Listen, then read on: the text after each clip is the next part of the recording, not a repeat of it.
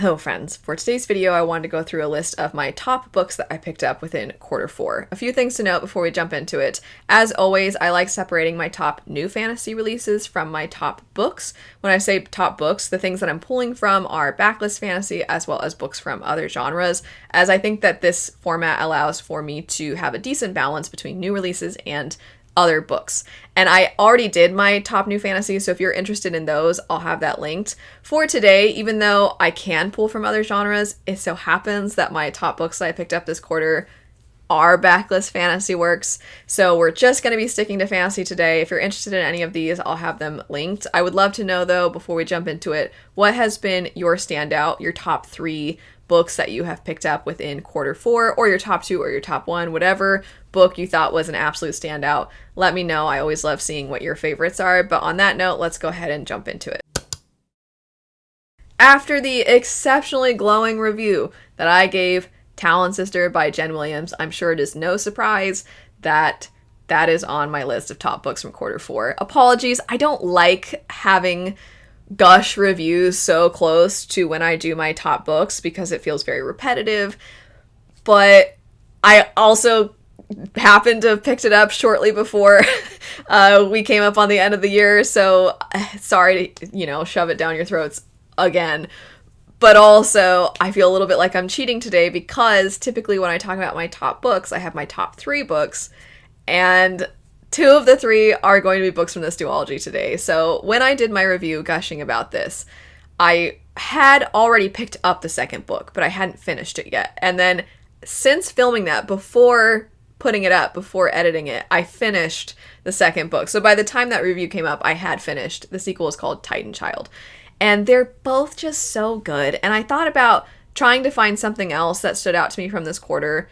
But really, aside from the other book I'm going to mention today, nothing came close. And I suppose that felt in its own way like a worthy reason to have these 2 books take up 2 of the slots, because that's just how good I thought this duology as a whole was.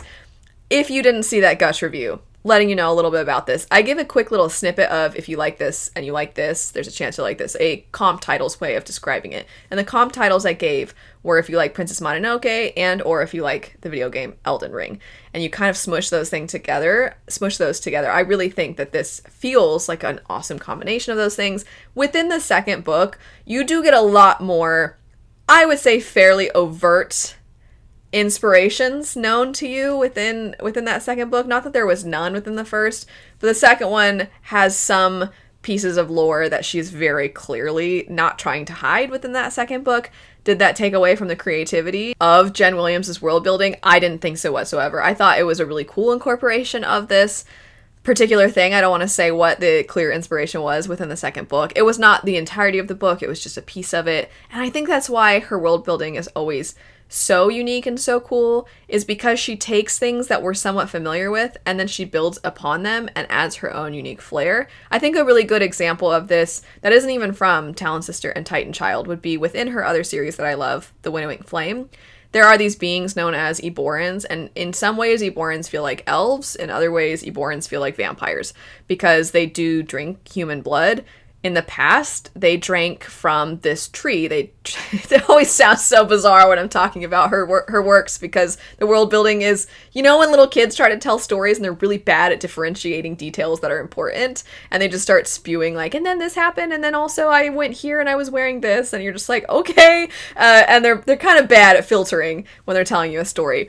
That's how I feel when I talk about her works, because it just sounds so off the walls. But regardless, back to Eborans. Previously, they had fed off of the sap of this massive giant tree, and that gave them certain powers. But the tree is dying, and so they realize they can still maintain a lot of their powers by feeding off of humans and drinking humans' blood. That's what I mean by, okay, so they're kind of vampire-like, but they also are elven-like in the sense that they live for a really long time. They tend to be very beautiful, and they also have the ability to kind of dream walk, and they have all these powers that feel very elven, yet they also become a threat to human beings, and because they're typically faster and more powerful, the vampire aspect of things feels familiar, but yet you've never found anything that feels quite exactly like them. So that's what I mean when I say she's able to take things that feel familiar and then expand on them in ways that feel a little bit different. And that's why her books, I feel like, somehow both tap into what so many of us miss in a lot of our epic fantasy, yet still feel like it's pushing fantasy into new terrain, and it's building upon it in ways that I think a lot of us are craving. So I absolutely love that about her works. The setup, if you didn't see my giant gush review, which is basically just a longer version of what I'm doing right now.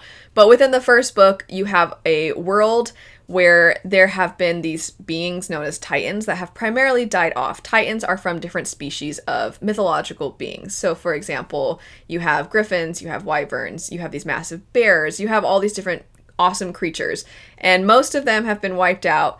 Human beings have figured out a way to utilize Titan bones to enhance certain humans and create what are called heralds. And heralds have basically become weapons of war. One of our main characters is one of these heralds, and after war has ended, she's kind of trying to piece together what happened in her past, because part of becoming a herald is that you lose your memories from before that point. And some things are coming back to her, and this quest leads her to go to this near mythical place known as Brittletane, which is where some of the last remaining Titans are. She's also hopeful she can gain some of her memories back, figure out what happened to her, and just start a new life outside of being a soldier. And then you have a variety of other perspectives that come into the picture. The Princess Mononoke parallels you will see right away from the prologue if you do pick this duology up. But getting back to the sequel and how the sequel kind of expanded on things, since it is also within the top 3 for me today, within the sequel, you have the stakes that they just continue to build and build and build. And also, Jen Williams has such a way of writing characters that you end up being like, you're not even in it very much, and I hate you. I hate you so much. You're so slimy and pathetic, and you're so desperate for power, and you're greedy, and it screws everyone else over, and you hate these characters. And there was a character like that in the Winnowing Flame trilogy that really didn't even enter the picture, I would say, until later. And then you just despise them because they're so spineless. And then in this duology, you have a character who you have a moment where you're like, there's a lot of book left. I feel like something's going to go wrong. And then you find out about this stupid character and certain decisions they made. And you're like, gosh, darn it, because super intense things happen. And you feel for the characters and what they're going through and how difficult it is to keep going. And you just feel like, how are they possibly going to go up against this enemy? She accomplished that in her other trilogy. I feel like today it's not just these 2 books. I keep pointing back to Winnowing Flame. But Winnowing Flame accomplished that as well. Of the incredibly high stakes where you just think, how are they possibly going to defeat this enemy? So you felt that there. You feel it here. And because I'm talking about Winnowing Flame also, I will say that if you like the idea of sci-fantasy and really awesome world building, I do think that that trilogy is a little bit more unique, I would say, and the sci-fi elements that are within it, I think that is part of why, whereas in this series, it feels so much more fantasy heavy. And I have friends who that's their bread and butter. When they pick up a fantasy book, they want all the magic and they want all the cool creatures and things like that. And I think that this one has a little bit more of that within it. It was so good. So good. I can't hype it up enough, obviously. Man, there's certain scenes that are playing out still in my head. And I know we get a lot of fancy editions these days, and we've had a lot of good commentary about, are we getting to be a little bit superficial, where we care more about good editions, pretty editions, sprayed edges, illustrations. We care more about those things than we do the quality of the story. And I think that there's fair commentary, certainly, that happens within these conversations. But I gotta say, if there's any fantasy series that deserves illustrated editions, it's this series, because she's just created such... I can imagine, because I love following so many different amazing artists and seeing what they are able to create from a lot of the fantasy books that we know and love. And you see a lot of this, for example, with things like the Cosmere.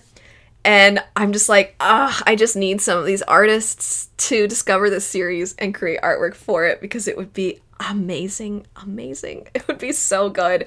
So if you're an artist out there, please pick up this series, because selfishly, I want to see some artwork for it. I'm not just asking you to pick up a series, I'm also asking you to take the time with your skills that you've developed over years to then do artwork for this. But I really think some some people would want to. It's so good. It's amazing. I can't hype it up enough. It's great. But anyway, I've been saying that a lot, so let's go ahead and move now to our third book of my top 3 for quarter 4.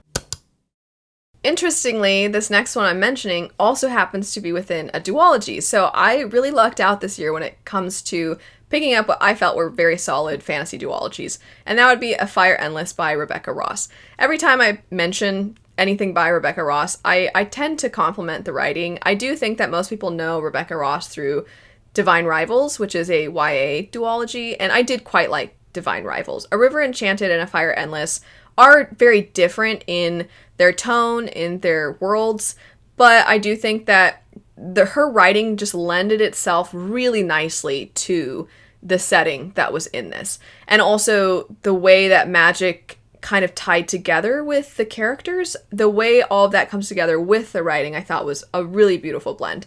The setup for the first one is that you have our main character, Jack, who has basically been called back to the island he grew up within, and he is a very skilled bard. They want him to perform for these spirits of the island, and you can kind of summon them through music, and they want him to do this so that they can ask the spirits what has happened to a lot of their children on this island who have gone missing.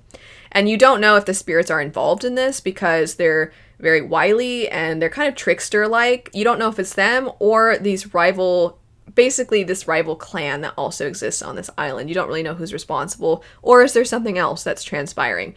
So Jack goes back, and when he returns, even though he has a whole life for himself and he's very ready to kind of live outside of this island, it really cannot take itself away from him. It's like it's ensnared him within it, and he finds himself sucked right back in. He has a lot to do with his family, with other people on the island that he has almost like these friendships or even brotherly relationships with, and then there's just a lot of really great relationship building within the story, some of which is familial. There are some romantic subplots, and then also there's really lovely relationships with some of the children in this story that's really quite heartwarming and sweet. So I really think she did a great job with all that. Also, within the sequel, which is the one I'm highlighting today, A Fire Endless, we get so much more of the lore with the spirits of the island, and I just think that because you have a character who is a bard, there is sort of this natural artistry that is associated with the story. And so when I was talking about the way everything ties back to Rebecca Ross's writing, it's really hard, I find, for writers to talk about music in stories because, of course, you typically listen to music, and that's what causes the emotions inside of us is the sounds.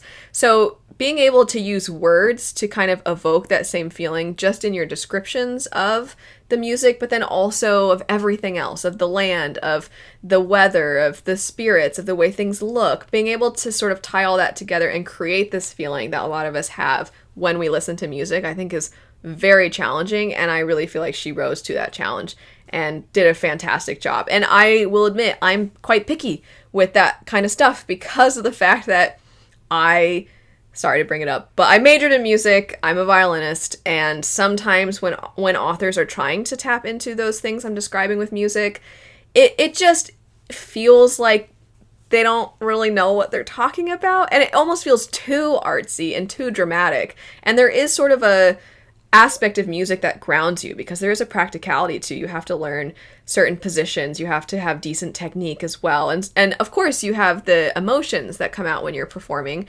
and that you have to almost like put into the music. And it's difficult, I think, sometimes to capture within writing this sort of pragmatism and diligence with artistry. And I do feel like Rebecca Ross combined all that really, really well. Her writing was efficient, it was beautiful, and the story itself, the way that we expanded upon everything in this sequel, I thought was very, very well done. So if you haven't checked out this duology, I would recommend it. I would recommend for both the duologies I'm talking about, for the Talon duology as well as Elements of Cadence, I believe is the name of this duology specifically.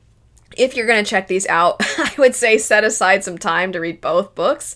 With A River Enchanted, you could take some time between the two, though I do think that the second book kind of enhanced the overall experience with this story. But with Talon Sister, man, I had to know. I'm like, what is going to happen next? I had to keep going. So if you're going to pick up Talon Sister, just make room to pick up Titan Child right after, unless you hate it. then don't worry about it. But I thought it was great. They're very different from each other. I also want to state that. So just because I liked both doesn't necessarily mean both are going to, of course, work for you. And hopefully in talking about these, you can kind of figure out which one sounds more to your liking. And if neither of them sound like your cup of tea, obviously don't worry about it. But I thought that these were fantastic standouts for me of the year, standouts of the quarter, standouts within fantasy. I just thought these were great. So if you're interested in checking them out, I will have them linked. I'll have the more in-depth review I did for Talon Sister linked as well in case you want to hear a little bit more about it. Also, I do go into some information that might be helpful to do with accessibility with this series, which is unfortunately somewhat limited. So if you're interested in any of that, I'll have all of that in the description bar. But anyway, thanks so much for watching. I hope you have a great rest of your day, and I'll see you later. Bye.